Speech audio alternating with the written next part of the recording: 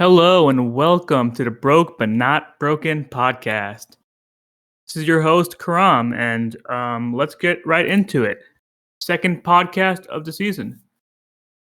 The big thing this week is that I announced last episode that I had 10 resolutions for the year, and one of them was to publish my book.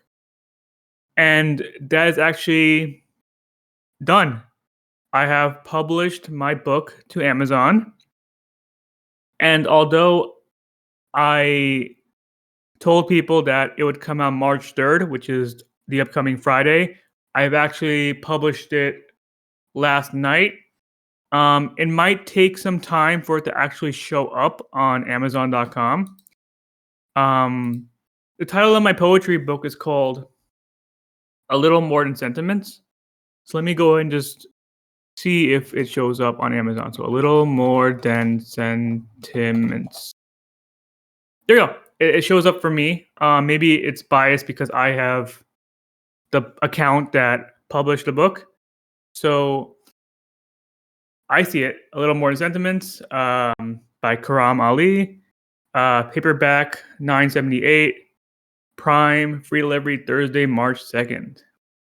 Really cool to see it on the Amazon listing page. I can click into it. I can look inside of it, like actual product page. So yeah, if you like poetry, or if you like me, check out the book, buy it. I tried to price it as cheap as I possibly could. I'm not trying to make money off of this. Yeah. I printed out over the year 4 proof copies of the book, so I can see how they look like. Each time they had a little bit of a problem cover-wise, and I slowly fixed them. The first one, the border was too small. Second one was a problem with the side, the edge of the book. The third one was almost perfect, but I forgot to make the text readable. And the fourth one is pretty much perfect. But the problem with my latest proof copy is that one of the pictures on the inside didn't print. It's just a blank empty box with a red border. And I don't know why that's the case. So what I decided to do was I removed that red border. So I didn't want to print more test copies because it was getting a bit tiring. And I just wanted it out because it was pretty much done. So what I did is I removed the border. That way, if the picture prints, it's going to be fine. If the picture doesn't print, it would just look like a big white space rather than a border with an empty inside. So that was my choice. Again, the book is called A Little More Than Sentiments, a collection of my first 100 poems, which it pretty much is a collection of my first 100 poems. Give or take a couple. Maybe like it's 100 poems out of my first maybe 150. I didn't take literally the first 100. But that being said, it still includes poems that I wrote very, very early, which means they're not as good as some of the other later ones. So the quality is kind of all over the place, but I wasn't trying to make every poem equal. I was trying to make every poem just something that's from me. I like it. It's a nice size. The cover came out really great. It's simple. It's a black background. Little photo of myself. Plain text. Nothing fancy going on. I self-published to Amazon because I found it a bit logistically difficult for me to actually get a real publisher, especially considering I'm just a nobody in the world of authors. But again, this is not for money. It's just a creative project, but it exists in my hand, a physical book that I made, 100 and something pages, 129 pages from my own hands. And I think that's pretty awesome. I guess I can read one poem. I wanted to do this every week, but I kept forgetting. So let me just read one poem from my book. I'll randomize from 1 to 100. So I have 100 poems in here. 55. So poem 55 is, let's go to table of contents first. It's called Demo, and it's on page 55. Most poems are on the page of their number. Not all of them, though. All right, so this is one of my very earlier ones. So the quality might not hit as hard as some of my, in my opinion, better ones, but we follow the randomized wheel, and that's what we'll do. So this poem's called Demo. Demo. I've decided that a man can be a man if he has a plan, a blueprint to follow, to fill that hole that's hollow. You want to ask yourself the choices and then choose. You want to do whatever it takes, so don't lose. I have a poem, I said. My spirit, my ambition, my inspiration, they're here, not dead. Right now, it's an introduction, so do not worry. You don't need to know everything of something. You just need to know something of everything. This piece is a mess, but that's the creative process. Yeah, that was written a few years back. Probably one of my really early poems. The thing is, like, the problem is with some of my poems, the way I typed it out might not be the way I would read it.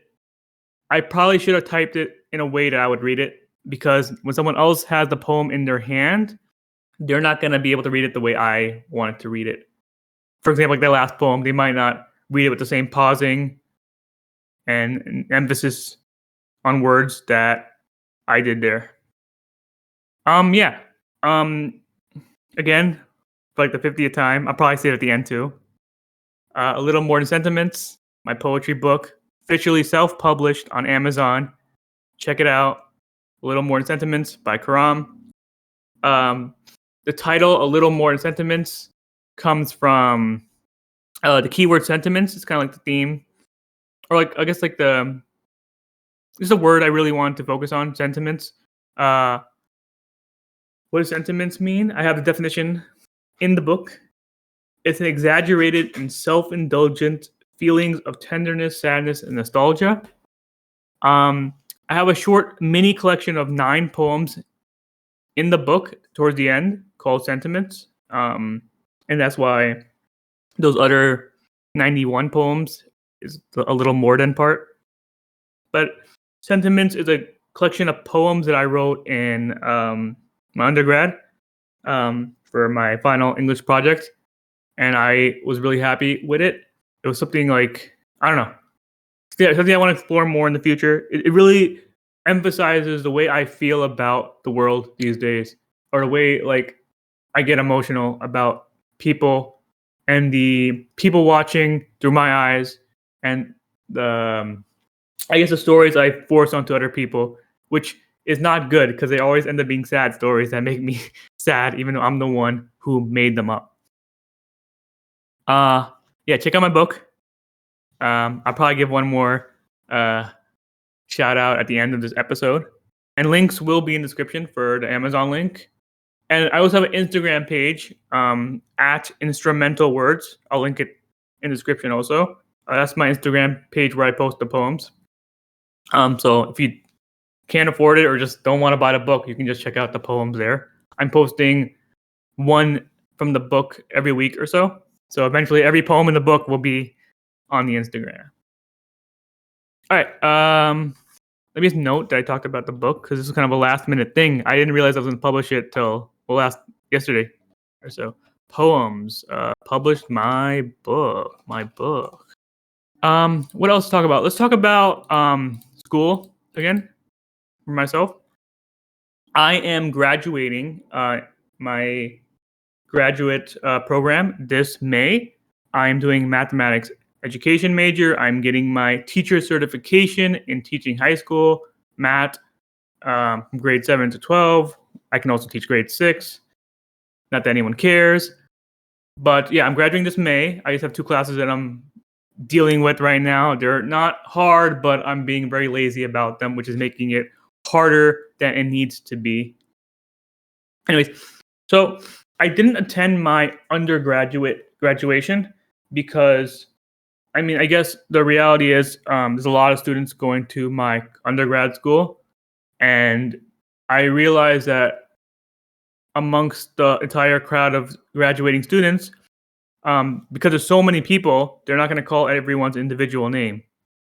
And then the way they do it is they'll call your major, like the math majors, and we'll all stand up, and then we'll all sit down, and the English majors will all stand up, and we'll all sit down. So they'll just call us by our major, and we'll stand, and then we'll sit. And I was like, like I mean, the only reason to go to graduation is for your friends or for like your family to see you. But like, I didn't really have any friends in undergrad nor graduate school, but I can get to that in a bit. And then my parents wouldn't even see me because there'd be so many kids and like they wouldn't call your individual name. So I'm like, what is the point? And I didn't want to pay for, and I got to pay for cap and gown. It just didn't feel worth it. So I didn't go to my undergraduate graduation. And then I was hoping that with the graduate class, at Lehman College, I would, at my master's program, I thought that, it would be different. I thought my name would be called, it's a graduate program. But I just learned that that is not the case. What's going to happen is all the kids from the graduate classes and undergraduates, they'll do the graduation together. So again, there'll be a lot of kids. And again, they will not call everyone's individual name. They'll just call you by your major. The math majors will stand up. They'll sit down. The English majors will stand up. They'll sit down. Yada, yada, yada. And I was a bit disappointed. But the thing is, I'm still going to go.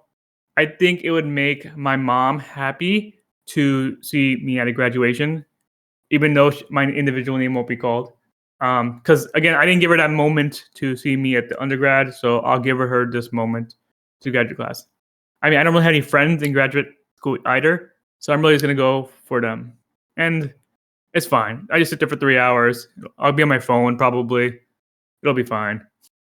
I'll probably pop in headphones, listen to a podcast or something. Not like I care for the speeches. They're usually not. They're just more pandering than anything else. So yeah, that was a bit disappointing. Undergrad, graduation, whack, to put it simply. Let me make a quick note about something real quick. Strike through, and let's talk more since I'm already on college. I have to say that being an education major, maybe like other majors, but not that I'm aware of, it's very it's not that hard to do a master's in education. At least in my school, it's probably the exact same curriculum as the undergraduate education courses. Like, I'm pretty sure it is. Especially considering a lot of my classes are mixed with the undergrad and the graduate classes. I don't know if that depends on the school, but I mean, I guess that makes sense because like education, the course should be the same, right? If you're undergrad or grad, at least like for initial licenses, which I'm doing. It's not hard. It's just writing a bunch of papers about stuff you probably will never care about for the most part, unless you're going to PhD for education, which I am not. Yeah, it's pretty easy. The hardest part was my student teaching, which I talked about in a previous episode, which is more hands-on. But everything else is just relatively papers, just researching, writing about learning theories that you don't really care about. And yeah, I thought my time doing my pure mathematics undergrad was harder. And it was a lot more exciting too, because I wanted to try and pass. And I got better and better at it. So yeah, I think like hearing the word doing a master's might seem like, wow, you're really smart, but it's not. It's all about it's really about what you're doing, Like, I would probably think like a physics undergrad would be much more difficult than a lot of master's programs. If anything, it's just gatekeeping, which I guess is good. I mean, teaching is let me pause on talking about the career, but like careers like in the medical field and law and teaching, you're working with other people. So I guess it's probably really important that there's these systems in place to make sure like you're a sane person going into the field if you're gonna work with people. So I guess that's the important part about it. I'm gonna talk about my opinions on teaching, which have gotten more cynical over the years. I would never, at this point, like tell anyone to become a teacher. I just feel like there's no way, from at least everything I have seen, that being a teacher is worth it. The pay is not good. You work a lot of hours. You are scheduled 40, but you work a lot more. You work at home. You have to deal with making your own materials. You have to teach the materials, and you get punished if the people you're teaching it to do not do well, even if you presented well. The pay is not good compared to other fields for the least amount of educational credentials. It's really stressful, especially when you're teaching inner city kids, because they don't care. And I don't know what's happened in the education world. I really don't know what's happened. Like no one cares. Again, the pay per hour is kind of the biggest thing. It just doesn't make sense. Like why would you do it? And you might do it because it's fun, but from what I've seen, it's not fun. There might be good days, there might be great days, but unless those days can be guaranteed like 90% of the time, or even 75% of the time, I just feel like it's not worth it. You have to be in person. You're dealing with kids who are probably like not as hygienic as us adults. So especially during COVID, probably lots of people got sick, and it's like you're already babysitting them. Now you're babysitting them being sick. I could go on, but I really don't think being a teacher is worth it in any capacity. Like the idea of teaching sounds really fun, but once you learn the real thing that you're not teaching is mainly classroom management. You have to manage the kids. They're not going to sit there and look at you and pay attention and take notes. Half of them will, 25% of them will kind of, and the other 25% will just not or distract the other kids who are trying to pay attention. And you have to play like a very assertive, confident instructor type person, while also being able to know the material and deliver it greatly. And I just don't think like, oh, I can just be. People will be like, oh, so you're complaining that you have to like work hard to get paid. But again, because I just feel like what I know about how much people make in other fields for the amount of work they do, and the lack of like having, and they don't have to take care of other people. They just have to deal with themselves and maybe like their coworkers, like on a team. It just doesn't feel worth it. And like, just from what I've seen, like I would even rather get paid less to work at home and just deal with like routine work. I mentioned this once to one of the people working in my school. I am a substitute teacher right now, by the way, which sounds very contradictory to what I just went over, but I'll talk about that in a bit, about my substitute teaching experience, which I'm still doing. I talked about this with one of my teachers in the high school that I'm working at, and I was like, I would rather just, do like a desk job or computer IT job. You get paid more and it's like way less like stress. And they replied to me, yeah, I mean, it probably would be, but they told me that for them, they couldn't do that. Like they couldn't do a job like that required pretty much them doing the same thing every day. They said that they need that like spontaneity. Oh my god, I'm butchering the word. They need that randomness in their life. And I'm like, okay, I kind of get it. I guess for you need that like something different every day situation, which it really is in teaching. It's not the same thing every day. At least in the schools that I've seen. But for me, I think I would be okay doing routine work. Maybe I wouldn't in the long term, but at least right now I could use that structure. Um, Something I did learn about, people say that like working 5 days a week, 40 hours um, a day, 40 hours a week, 5 days a week, is like hell. I mean, you have like no time to live, right?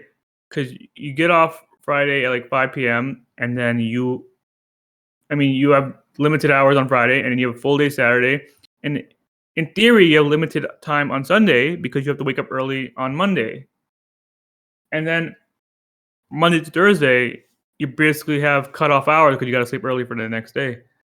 And I always thought like, I think there's plenty of time to work 40 hours a week, 5 days a week.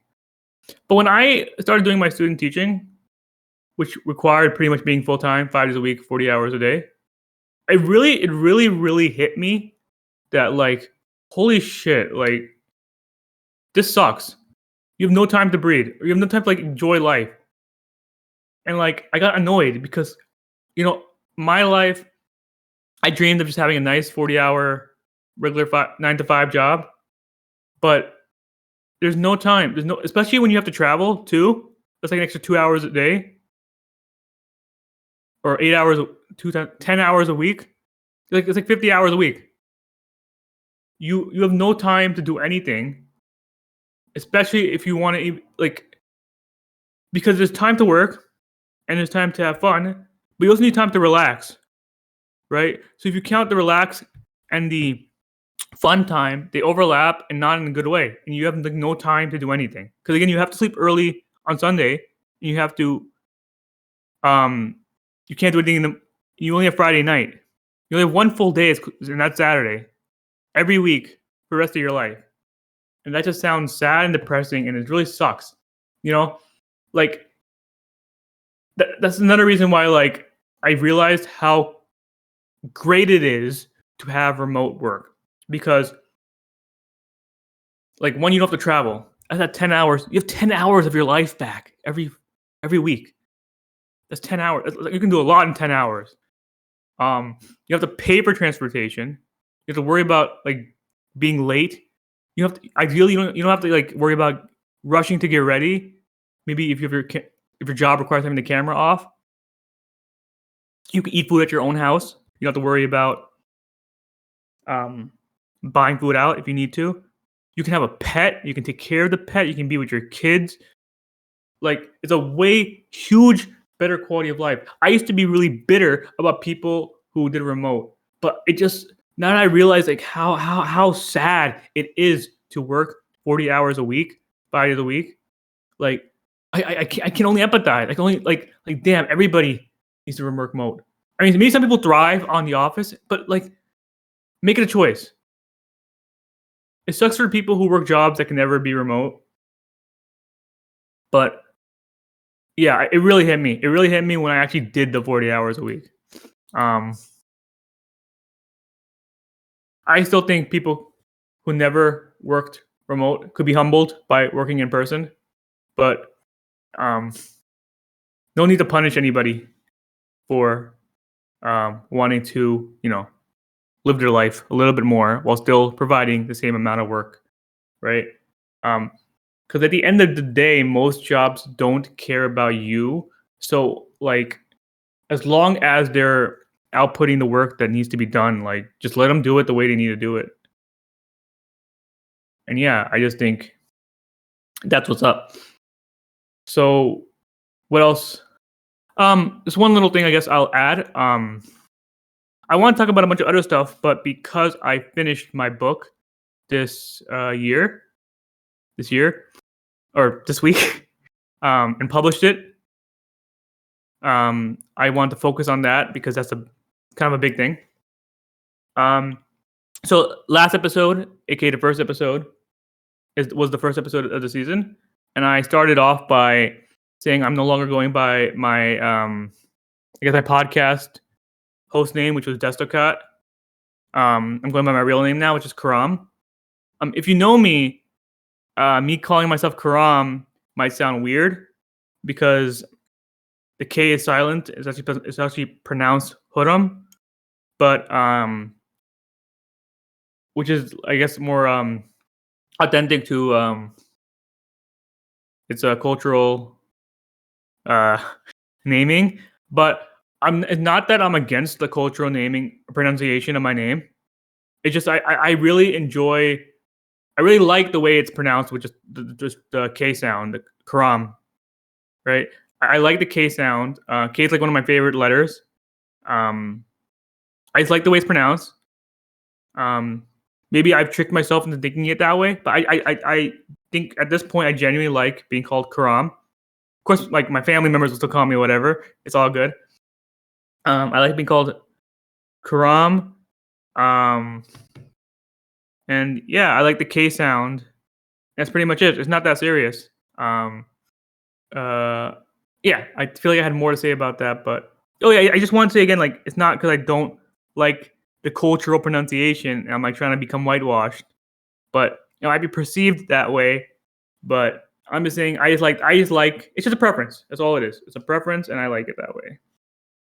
Just like in this episode, I used a lot of ums, and what I found really interesting is when I was doing my editing of the podcast, I was able to notice the like sound wave as I was doing my editing, and I found that interesting. I'm seeing a lot of ums, but it's fine, right?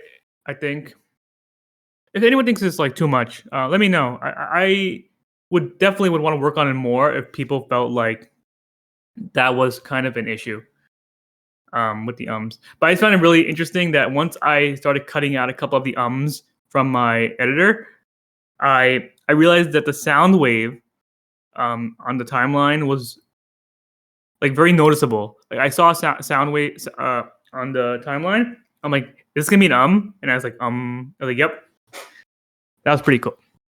I've been doing this episode and the last one all in one shot, so that doesn't help with the ums. I'm not gonna script out what I'm gonna say. I'm gonna take some notes, but I'm not gonna script out word for word what I want to say. What I might want to try doing potentially is maybe just doing the podcast in parts. Like maybe I'll have a thought like 2 days from now about something, and I'll just talk about that. I'll quickly pull out my phone. I'll record for a couple of minutes, and then I will talk about it. And then I'll cut it, and then I'll maybe record the rest later, and I'll just throw in the extra 5 minutes from the week before. I guess I keep thinking like it's not going to come out good, but I guess I should try it before I really like think it, because it could be more helpful, especially when I have thoughts that are like on the mind in the moment. They might just be able to like be discussed about better in the moment, right? That just makes sense. Anyways, to sum up this episode, I just want to say don't be a teacher, and check out my book on Amazon.com or any of the Amazon.uk.jp. It's on all the markets, I think. Check out my book on Amazon, A Little More Than Sentiments by Khurram Ali. Link will be in the description. I appreciate the support if you buy it. If you like poetry, check it out. I'll link my Instagram down below as well. That's going to have all the poems up there for free eventually. And yeah, the song I'm going to add at the end of today's episode is going to be, so this song is going to be called Robbery by Fame on Fire. It's kind of like my favorite go-to song at the moment. Fame on Fire is a band that opened for 1OK Rock, which I listened to, which I went to their concert last year. And they opened for them first, and they were great. In fact, they were actually, in my opinion, more hype than 1OK Rock themselves, the headliners. They did not perform the song at the concert. I had to listen to it on my own. But yeah, check out my book, A Little More Than Sentiments, on Amazon, and listen to Fame on Fire's Robbery right after this. Thank you for listening, and have a good day.